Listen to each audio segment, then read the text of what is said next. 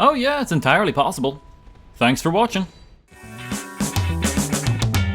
Alright, for those of you that stuck around, why am I doing this? Well, simply because I did the same run 3 years ago in the first Dark Souls, and figured it would be fun to try it in the sequel to see how it compares.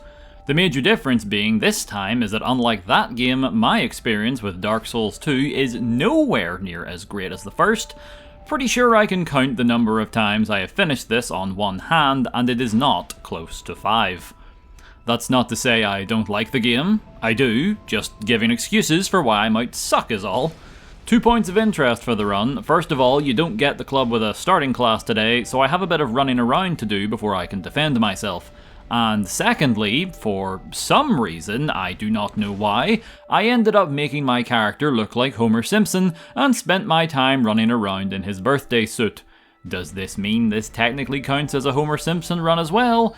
Maybe, maybe not. Sound off in the comments and let me know. Now, with all that out of the way, let's begin. Already went over the character creation in the intro, so try not to be too alarmed by what you are looking at if you skipped it. I took the Healing Wares as my starting gift as it was the only one that seemed mildly useful for this. I could have gone with the Bonfire aesthetic to upgrade an area to New Game Plus if I wanted to grind, but from what I recall, DS2 showers you in so many souls that it's likely I'll just overlevel myself without even trying. I met with Seek Less to get my first Estus Flask and then set out to find the club. While we don't have too far to travel to get our little yellow mitts on it, we still run into trouble on the way. Mainly due to me attempting this on the Scholar of the First Sin edition, so I have a whole lot more basic mooks to contend with, meaning I get ganked more often than I care to admit. The old quitting out and reloading strat from the rest of the series doesn't work here either, as they seem to always remember their last known location when you come back in, or at least they do in my case anyway. The trickiest part is this section with the one dude throwing firebombs as well as an archer we cannot reach yet, and to top it all off, the lack of iframes for getting onto the ladder is sorely missed. Essentially, I just have to give them the runaround until I have a clear shot to book it for the ladder, as the club and the next bonfire is right at the top. I'm able to make it on my second go and climb to the top with only a few speed holes in my rear. The opening of this set of doors takes longer than you'd expect, all the while I am sweating bullets as I know the nearby hollows are rapidly approaching my position. A quick roll combined with rapidly mashing the A button lights and then sits at the bonfire, resetting the world before Homer's head leaves his shoulders. I then pop a soul I nabbed for 200 and speak with the nearby hag as she is crucial to the run, seeing as she sells the club. It costs 800 souls, so I gotta find 600's worth of consumables before I can get this run started proper. Thought about making the piggies and Majula fall down the pit for some easy souls, but they were only worth 20 each, so didn't bother with that. Instead, I wasted my time grabbing 200 at the end of this river, followed by kiting all the undead back this way, so that I could reach the top of the nearby area for yet another 200. The reason I say this was a waste is I found out not 2 minutes later that next to the blacksmith's shop back in Majula, there is a soul of a nameless soldier, which gives all 800 souls I needed by itself. Not mad by any means, just glad I can get the weapon of choice. Having not leveled yet, I lack the strength to wield it in one hand, so we need to firmly grasp it with the two-handed approach for now. Truth be told, seeing as this increases the damage you do with a weapon, and I don't plan on using a shield, there is no reason for me to ever stop wielding it this way, lest I want to make use of the one-handed moveset. As it has better horizontal swings, it could be good for when I am rushed by multiple enemies at once, something that happens a fair amount in Scholar to be fair. Anyway, I get in some practice with the glorified baseball bat as I start striking some of the nearby hollows on the dome with it. Despite having low strength and being unupgraded, it hits surprisingly hard. You'd think a wooden instrument would be ineffective on the Night Watcher over here, but you'd be wrong. The club is considered a strike weapon. I know, kind of a no shit statement, but you see, for some reason, strike weapons just seem to be very strong in Dark Souls 2. I know this because for my first playthrough I ran with the Craftsman hammer, and needless to say, that thing made me feel like Thor with how it just obliterated everything. That said, I did not expect the club to be hitting just so hard off the bat. On the topic of improving the weapon, I used the souls I just got from the slaughtering to return to the hag and purchase the key to the blacksmith's back in the hub. Yes, he most definitely could have just hopped through this broken window, but I digress. He also sells upgrade materials, so I used that to get the club to +1, then set off to put it to the test. Rather than head back to the Forest of Fallen Giants, we take a different path from the hub towards Hyde's Tower of Flame. Couldn't tell you which of these two you're supposed to go to first, as they are about as straightforward as each other. The giant armoured knights look intimidating, but once again, look how the club just evaporates their health bar. They still hit hard, mind you. I have yet to level up or equip any armour, so I must still be somewhat careful avoiding what comes my way. To be honest, they put up more of a challenge than the first boss. No, I did not do the Dragon Rider cheese where you make him fall off the arena. I fought him normally. That said, it is just as simple, only taking ever so slightly longer. His attacks are slow, easy to dodge, and incredibly predictable. Plus, not locking onto him and sticking close to his weapon pretty much allows you to avoid 90% of what he can do with no issues. I also beat him hitless as a matter of fact. That's not a flex, just a way to easily show off how little effort is required on my part. I use his souls to get the club to +3, which is as high as it gets for the time until I return with Large Titanite. Using the rest of what I got, and I level up a fair bit, splitting my points between Vigour for more health, Strength for more damage, and finally Adaptability for more agility. Agility, simply put, increases the amount of invincibility frames you have when you dodge, and given that FromSoft Pro tags do enough rolling to give Sonic the Hedgehog a run for his money, this stat is rather important. Before pressing ahead, I instead return to the intro section and take this path up to fight a chunky Cyclops. Hits like a truck and has a somewhat fast grab that will one-shot me. Thankfully, his moves are mostly predictable with plenty of time for me to return the favour and secure the win. I did not just do this to be an ass, but rather to get the stone ring that he drops. Wearing this will greatly increase the poise damage the club does, allowing me to briefly stun some enemies with a single hit, as well as poise breaking some bigger enemies and bosses easier. Back to the forest, and I am far tougher than I have any right to be, given all I have done to improve myself. Basic enemies are now a breeze, and I am so confident in the added damage I now have that I climb up to this little area to trigger the early fight with the Pursuer. It's not that much earlier when you think about it. Really, it's more just like fighting the bosses out of order by doing the second before the first. I always find locking onto the Pursuer and circling him towards the shield trivializes the fight, and today is no different. Truth be told, I played this far more cautiously than I should have, because I could not remember if you get to retry this early encounter again if you lost. Pretty sure you do, so I was just being careful for nothing. Once he's down, we get souls of course, but best of all, another ring. King Homer is nearly complete with all this jewellery.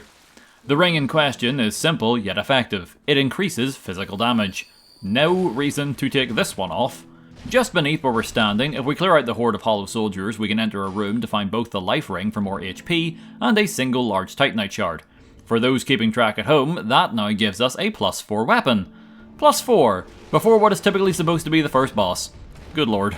As you can imagine, it shreds him apart. Or I suppose it grinds him to dust would be more appropriate.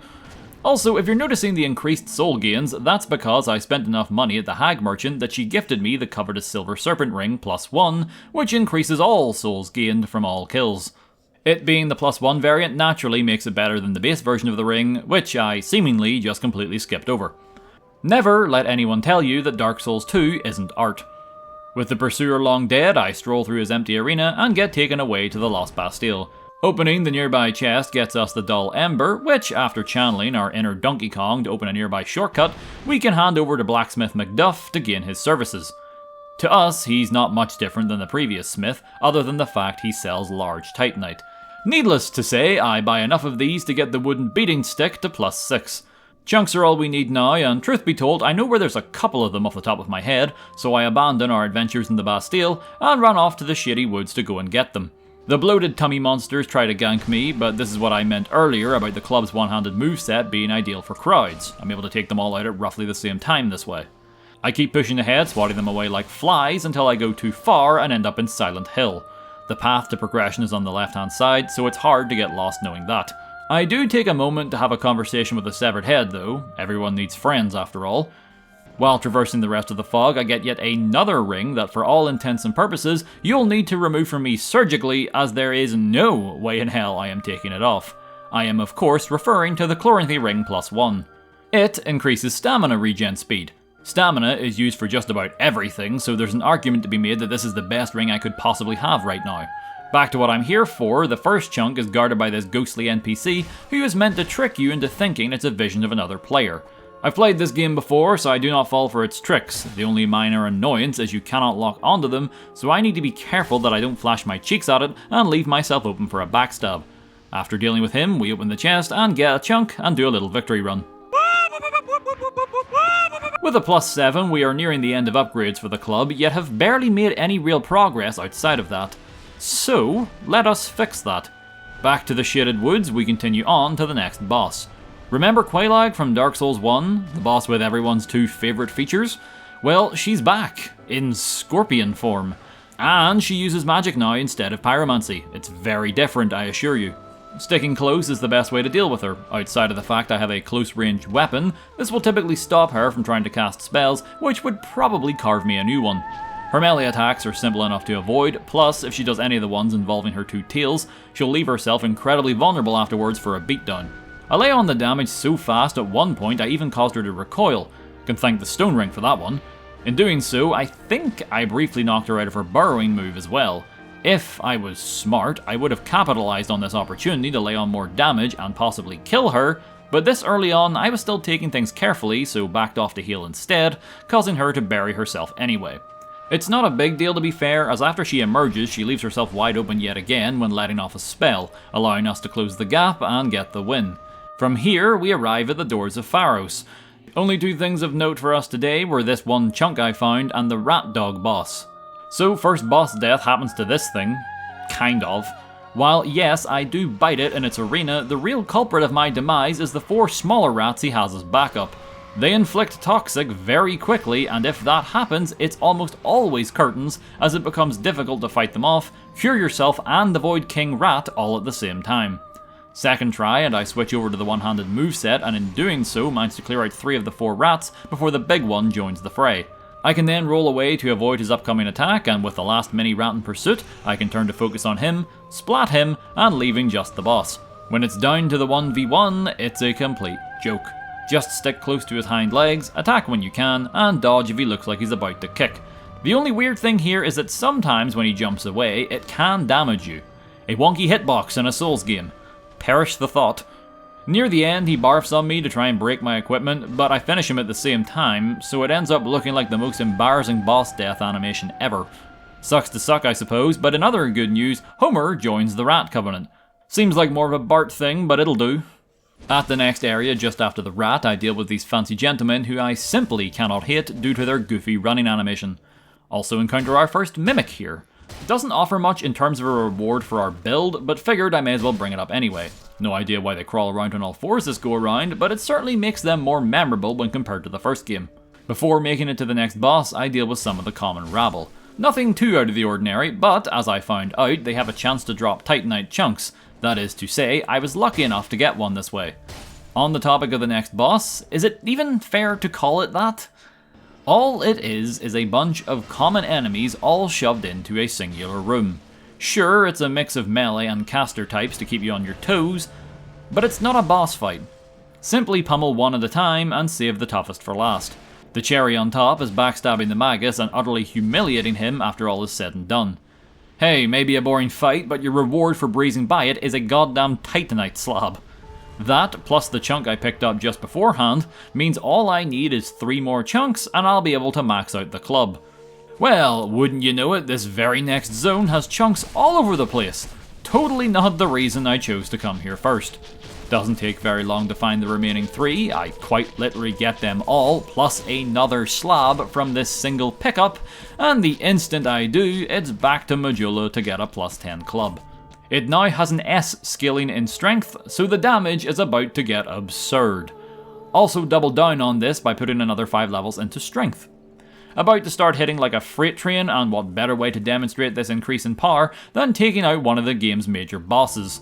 The Duke's Dear Freya is a giant 2-headed spider that is such a mediocre fight that they brought it back for Night Rain. It also reminds me a lot of the Devil Doom boss fight from Shadow the Hedgehog.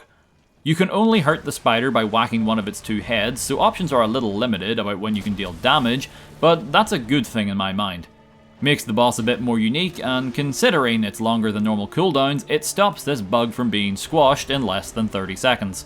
Whenever I do make it to one of the heads, as you can see, we just pile on the damage now, even when only one-handing the club. I have the torch in my offhand as the fire scares the mini spiders and stops them from approaching, so I don't have to stress about getting dogpiled from all sides. After one of the heads sustains enough damage, it'll pop off, not in the excited way, more so in the decapitated way. At this stage, it's just about baiting out a move from the second head, and then getting in the last few hits to secure the win. All done with this area, so it's off to find one of the other major bosses. I decided that I'd jump into the pit in the centre of town, as while it may be the most agonising area to traverse in the base game, it's also the fastest to run through once you know where the boss is. I do take a slight detour though when descending to confront and batter the second rat boss. Much like the congregation fight, it's just a horde of rats in a small room, with one special rodent with a sick do. You take out the mohawk and you win. With that done, I make some more rat prayers, continue down the pit, and misjudge a jump. Second attempt, I live, and for my troubles, I get boned. Get your mind out of the gutter, I, on the other hand, am there in my entirety. This is the low point of the game, both figuratively and literally. It's dark, there's bottomless pits coming out the wazoo, everything wants to poison me, and the textures are so bad it makes me question what the hell I'm even looking at. You know what though? Despite all of this, if you just book it straight ahead, you can be through it in less than 5 minutes. That said, this leads to the Black Gulch, probably the smallest area all things considered. That said, it feels like the devs just piled as much poison as they feasibly could into this one little area to see at what point players say enough is enough. There's also some NPC invasions. Haven't really brought attention to that, but yeah, there's more NPC invaders in this when compared to the first. Thing is, even though most of them are damage sponges, you can stun lock them with relative ease, so with enough stamina, you kinda just steamroll through. As do I with the next boss as well. So, fun fact, I've 100% this before. All DLCs, all the achievements, the works. I also did it entirely offline. That meant it required a lot of grinding in parts to skip certain portions. And the Rotten here was the single entity that I grinded the most. This is just a drawn out way of me saying, while I may not be as familiar with all the aspects, item locations and whatnot of DS2, I feel like I know this boss like the back of my hand and could beat him blindfolded. 2 down and 2 to go. Unnecessary, but as I wanted to tackle all the optional base game bosses as well for this run, I doubled back to the Tower of Flame to clean up what I missed there. Had to take a minute luring out the Giants and Hide Knights one at a time, as their mix of fast and slow attacks can easily throw me off my rhythm. You may be thinking this dragon here is the boss. You would be wrong. He will be later though. No, the real boss of the tower is Ornstein. Like, just Ornstein. Really highlights that the difficulty of that boss the first time around was due to there being 2 of them. Not to worry, the game is not devoid of handicap matches. In fact, the next 2 bosses are a 3v1 and a 5v1. Both are back at the Lost Bastille, so now's as good a time as any to actually explore that place rather than just using its blacksmith. First up are the Ruin Sentinels. I want to say the game wanted me to face them right after the Pursuer, given how much I am bullying them, but at the same time, I do have a plus 10 weapon. Just about anything is going to crumple under that. Kinda what makes these Souls runs different than my typical Fallout and Elder Scrolls content, I suppose. In those games, the enemies tend to mostly scale with the player, so while you can get powerful early on, eventually it will tend to even out unless you keep getting better gear. Whereas in the Souls games, enemies and bosses have set stats for the areas where you find them, so if you take the time to route and get strong gear early on, yeah, you might have some trouble getting your build going, but once you start improving it, you can just decimate the competition. That all makes a lot of sense, right? Or did I at least ramble enough to cover the Sentinels boss fight? The 5v1 follows right after, and while that may sound intimidating, it really isn't. It's the Gargoyles again, only this time, instead of 2, it is 5. And just like the first time, if you hit the DPS check, you can take out each of them before the next one gets a chance to jump in, trivializing whatever challenge this fight may have been going for. It may seem like I am blazing through all this, and you'd be right. Maxed weapon aside, look at my stats. This is without any grinding, by the way. This is simply just from fighting most of what's in my way, and using the boss soul consumables I get, as there is no point in holding onto them, as I cannot use their boss weapons today. Basic mobs are mostly a non-issue outside of some specific ones like these exploding mummies. I can still one-shot them, but should I miss, then it's like a nuclear bomb detonating under your feet. They're about all that stands between me and the third major boss of the run, outside of the conjoined pirate twins. Very similar to the 2-headed ass spider, bait out one side, then bully the other, rinse and repeat until you get the double kill. Now on to the Lost Sinner, and this was probably an interesting boss fight during development. What I mean by that is that there's a mechanic where you can use the torch to set fire to some oil, which will in turn light up the boss arena, making it easier to see the Sinner. Thing is, I did not do that for this run, so what you are seeing is the darkened room. That said, she is still plenty visible to me. I think not turning on the lights also limits the range in which you can stay locked onto her, and given she likes to jump around, that could become an issue. That said, I just simply never locked on to her. Didn't think it was needed. The reason this was probably a better fight during production is that Dark Souls 2 was meant to have a rather robust lighting system, with lots of dark areas, so using the torch to help see was a big part of the game. The thing is, that lighting system got dialed back and then some for release, so unfortunately, encounters like this somewhat suffer for it. Also, I absolutely clean her clock if that wasn't clear. I tackled another optional location after this called No Man's Wharf, but I will not waste your time. While I do dig the pirate theme of the area, the boss here is just the twins again, and I'm pretty sure I killed them even faster this go around. Alright, I'm going to be blunt. From this stage on, I am mainly just going to talk about the bosses in the order I fought them, and only bring up the locations if something interesting happens or it causes me grief. The reason being is I was kinda shit-stomping all the common enemies. Most of them I barely even registered. So, on to the next boss, and it's another optional one, the Executioner's Chariot. Main gimmick here is the chariot in question is doing loops around the arena, and it's your job to slowly make your way around to close the gate on its face to make him vulnerable to get taken down. All the while, there's some summoners hiding in the alcoves raising the dead to make your life difficult. Naturally, I focus them first while making my way for the gate. Honestly, the worst the skeletons can do is body block you from getting to safety. That said, the horse and cart can splatter them too, so it works out rather well. After pulling the lever, I just need to deal with a two-headed horse. Hits harder than I remember, so it's back to being a little careful. Also has some funky hitboxes that caught me off guard when I assumed I was outside its range.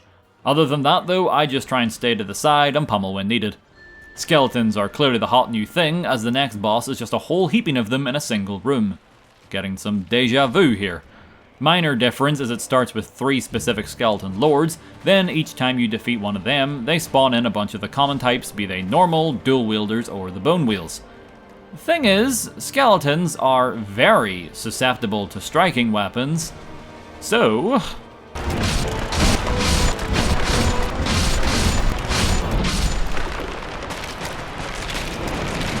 that was possibly the easiest boss of the run.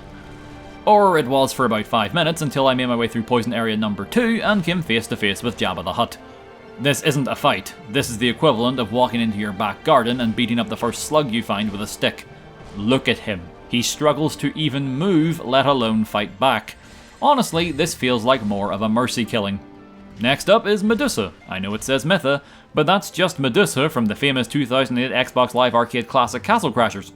The neat trick with this one is that before the boss, I set a nearby windmill on fire, and in doing so, I have cleared this room of poison, which would have obviously hurt me, but worse still is that it would have healed her. Granted, with the damage I am currently outputting, that might not have mattered. Also, yes, this is now the infamous we go up an elevator inside the broken windmill, and somehow end up at a flaming fortress. The Iron Keep has a reputation for 2 things: a ton of the same enemies copy and pasted from here to the boss that just serves to waste your time upon repeated runbacks, and for being a PvP hotspot. That first one doesn't faze me much, as I just slowly lure the knights out one at a time and batter them accordingly. As for the invaders, well, I don't run into any other human players, the game is 12 years old after all. But Armourer Dennis, the NPC, decided to give me the full experience by hitting me with a spell, causing a stupid panic roll on my part, which then led to a backstab that finished me off. He allows me my salty run back, and in doing so, I emerge the victor. Simply not trying to dodge rapidly from nothing allows me to keep my cool and punish him accordingly. Parrying him probably would have been the smart play here, but I kinda suck at the parry timings in Dark Souls 2. As mentioned, I take the time to dispatch every enemy in the area before the boss, so I don't get unceremoniously skewered while trying to pass through the fog wall. The Smelter Demon is a cool boss looks-wise. Yeah, it's another big armored dude with a weapon, but I'm easily pleased sometimes. Could be because besides the horned head, he reminds me a lot of Nightmare from Soul Calibur 4. That's the second time in the last year I have brought up Nightmare in a video. Once more and I'll be forced to do a character-themed run on him. Anyway, back to the demon. He's pretty straightforward, dodge the swings and attack while he is recovering. He has a neat trick where he'll turn up the heat in his core, causing you to take more damage over time when being close to him. Not ideal for a melee build like myself, naturally, but it's easy enough to offset the damage with life gems. Plus, when he is doing this, he leaves himself wide open to free damage. Doesn't take much after that to deliver the final few blows and continue. Except not quite. Resting at the next bonfire and then returning to the arena has a pursuer spawn in. Outside of more health, he is no different than the first, so circling to the right just completely breaks him. He pops up in many other places throughout the game, but the reason we are taking the time to mention this one specifically is that he drops the Ring of Blades +1. Self-explanatory, it's just like the other Ring of Blades, only it increases the physical damage you do even further. You cannot have both rings on at once though, so I cannot stack these buffs. Regardless, I hit slightly harder than before, and that puts a smile on my face.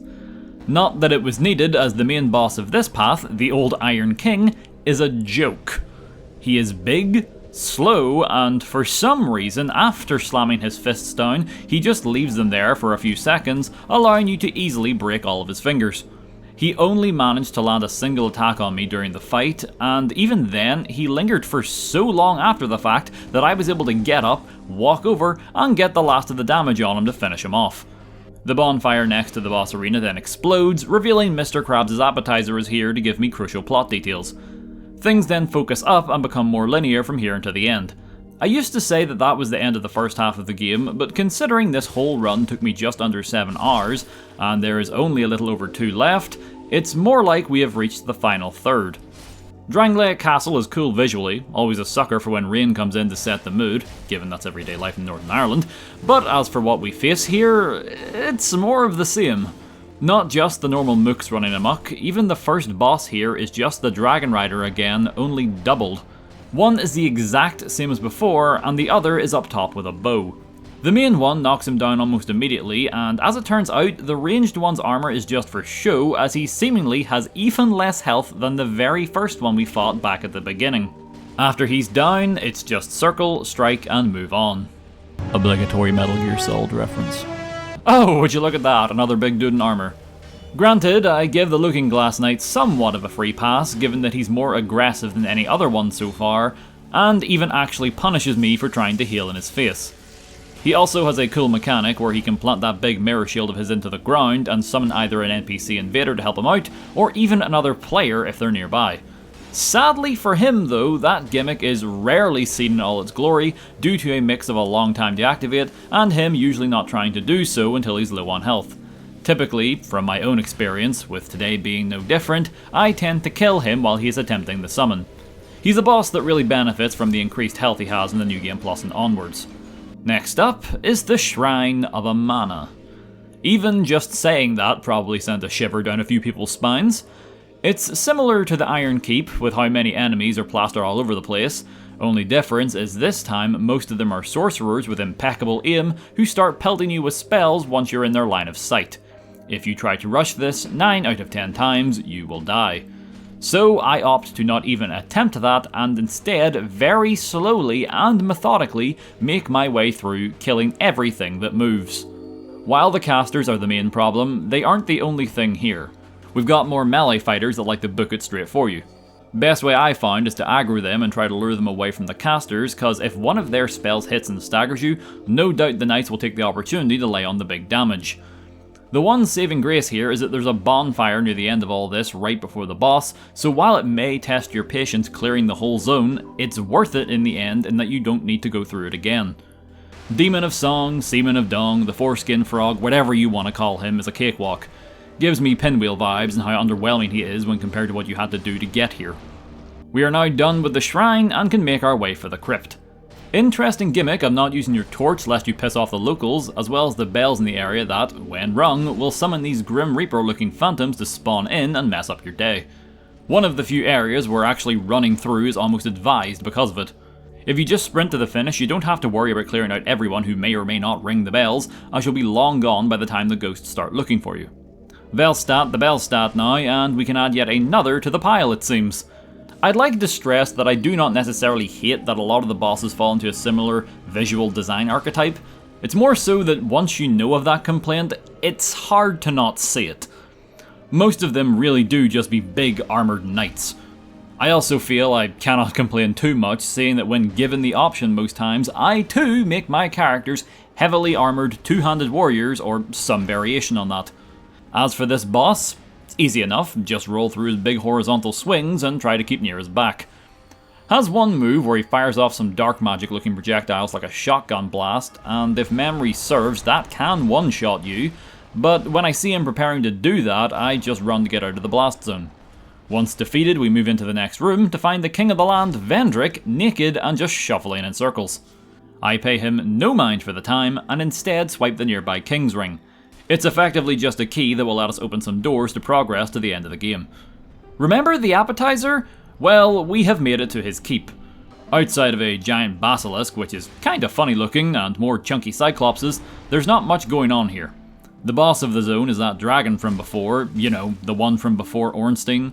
The one that was so inconsequential it didn't even get a boss health bar and died after being repeatedly stubbed in the toe. Well, he's got a few new tricks, mainly latching onto this massive bird cage we're fighting in and raining down fire from above, but nothing too out of the ordinary. How in God's name did that not hit me? Well, regardless, that was rather underwhelming. Next location is a simple zip line with no enemies on the path that I chose. I am reminded that Shrek is always the blueprint though. I have some duels with giants followed by a dragon cosplayer before meeting their boss. We chat and he gives me the power to time travel, don't worry about it, and then I kill him. I really don't want to as he seems pretty chill, but I said all the base game bosses and he counts, so it must be done. He has the most health out of I think any boss, which makes sense given his sheer size and stature. That said, none of that makes for an engaging battle. All he does is slowly stomp around and occasionally take to the skies to shoot fire. You dodge the former by moving to a different leg, and you dodge the latter by running for his tail, making sure to just move ever so slightly out of the way when he goes to land, lest you get pancaked. By the time he finally goes down, the club has nearly snapped in two, but it was worth it in the end as for our troubles, we get a giant's soul. Why are these important? Well, by using the time travel powers we just got and going to a few specific areas, we can go back to when the giants were invading, and by running through these small locales, we can find more giant souls, up to 5 in total I believe. One of which is found after fighting the last giant again, only this time, as it's in the past, he's in his prime. You defeating him here is also why he gets so mad when he sees you during the first boss fight. Neat. Anyway, once you've got the souls, you can head on back to the meandering Vendrick and kill him. You can hurt him without the souls I believe, but the more you have on your person, the more damage you'll do to him. He hits hard enough that he almost takes me out. Fortunately, he's slow enough that stopping to heal doesn't get me punished. The somber music doesn't make me feel good about any of this for the record, I do just feel like I'm wailing on a senior citizen for no good reason. But we must do this as it spawns an extra boss during the finale. Speaking of, we can run for that right now as that's really all there is left to do. However, there is one optional boss I forgot to tackle until now, and that is the Dark Lurker. Sick boss design, very different visually than all the others, plus he is mostly a ranged fighter, separating him even further than the primarily melee based bosses. Also, once low enough he splits in two, making things more challenging. He even manages to kill me. Typically I would be infuriated by this, but considering the last boss I died to was... Jesus, the frickin' Rat King, this came as a pleasant surprise. The only thing I do not like about the Dark Lurker is that to reach him you have to track down this old man on 3 separate occasions, then run through his trials that consist of lighting torches, all the while being jumped by multiple NPC fights. The NPCs being the real headache throughout all of this, of course. They're still very tanky, and when they come at you all at once, there isn't much you can do. I mean, okay, in retrospect, they may have been slaughtering me due to my adversity to wearing any armor today, but that's neither here nor there. Back for the second attempt, and I do something I typically never do in RPGs. I make use of all the rare healing items that I procured on my journey, rather than leaving them all to waste in my backpack. They're mostly all heal over time consumables, so stacking multiple of them on allows me to tank some of the Lurker's onslaught. I think I may have got good timing on his split as well, as he did it when he was decently low on health, plus while I was attacking him during this, I managed to hit both at once for double damage. Once it's the 2-on-1, it's just a matter of patience as you wait for them to desync and find your opening. In trying to do so, there are a few very close calls. Once they both started doing the fireball orb summoning move though, it was curtains, so I just rushed one of them and got in the final hit. Turns out I chose the clone. Not that that matters, it just means while the real one is perishing in the background, the faker gets in one final bitch slap for good measure. Alright, I think it's about time to wrap this up, and not to end on a low note, but the final 4 bosses are pushovers. First up is the Watcher and Defender. Yeah, it's another 2v1, mildly concerning, but nothing we haven't seen before. One is fast and agile, the other is slow but strong. The unique flavour on this one is that if you kill one of them and then take too long to finish off their partner, then they will make a rush for their fallen ally and revive them to full health. At least while this is happening, the one doing the healing takes increased damage. Seeing as the Defender was back in tip-top shape, I turned my attention to the Watcher and dealt with her. I think doing this broke something in the Defender, as he then just proceeded to back away slowly to the arena's edge, all the while I was beating him senseless. Not quite sure what happened, but we take those. Now on to Nashandra, what would typically be the final boss. She was the queen of the land and someone we very briefly met earlier just before the second Dragon Rider fight. I didn't bring attention to it as it wasn't all that important to the run, all you need to know is that she is back and looks like a very evil Jack Skellington. All she really does is summon these dark tears that curse you, doing damage when you're near them and lowering your max HP if the curse meter fills up. That also removes our beautiful yellow complexion, which is a shame. Other than that, I mean, sometimes she'll take a swipe at you with her scythe, but more often than not she busts out what is possibly the slowest, weakest, uninteresting laser beam attack that I have ever seen. It's pathetic, much like her in general. Doubly stings as she is the final boss, or she would be if it weren't for the Scholar of the First Sin Edition. Instead, we need to fight, that's right, the Appetizer. To give him some credit, he does manage to kill me. Joke's on him though, as this isn't a gauntlet, so all this has done is allowed me to go and grab more healing supplies and refill my Estus flasks. In other words, him killing us was the best thing that could have possibly happened, as now we get to retry the fight from here with all of our resources. It's an okay fight, better than the other two which came before, but that's not saying much. It's more so just trying to find an opportunity to do damage that's the issue. He likes to coat himself in fire after most attacks, and it hurts a lot if you stand close to him while this happens, so it becomes a game of running in after one of his big moves to get in like 1 or 2 hits, then backing away, watching him throw out another long set of moves, and then going back for your small amount of damage again. Kinda like an Elden Ring boss fight. Anyway, that's about the long and short of it. It takes about 7 minutes, but after a while I managed to whittle him down enough to come out on top. He then chats a bit more, somehow, I ascend to the throne, finishing the game and proving yes, you can indeed beat Dark Souls 2 with only the club. Huh. Alright, so first off, I knew striking weapons were good in general, but I never figured the glorified wooden stick would be as good as it ended up being. Secondly, despite Dark Souls 2 being far easier than I remembered, I think I came out of this enjoying it more than I ever have, all things considered. And finally, yes, I will most likely do this in Dark Souls 3 at some point for the simple reason of I am a sucker for trying similar runs and multiple entries in a series to see how they all compare. Regardless, that's going to be the end of the challenge video. If you enjoyed what you saw, consider giving the video a like. If you're interested in more challenges in the future, feel free to subscribe. I'm trying to run these videos out fairly frequently. My name's Nerbit, stay safe everyone, I'll see y'all in the next video.